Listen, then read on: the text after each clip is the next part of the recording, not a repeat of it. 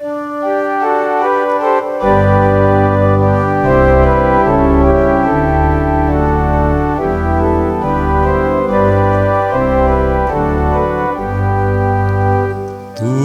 berkah iki panunggal sejati ing dalem Sang Kristus.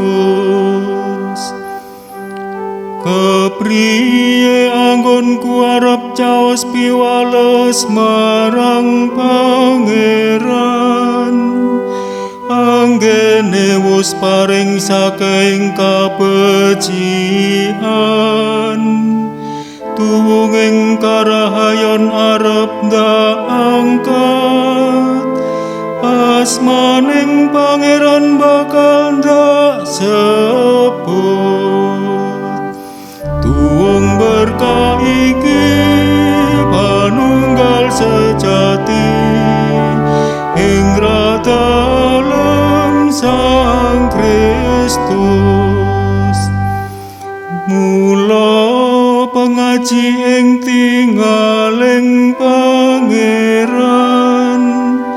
patining para sumitra dalem Gusti. Gusti, kawula menika abdi dalem, Gusti ingkang natas bebandan kawula.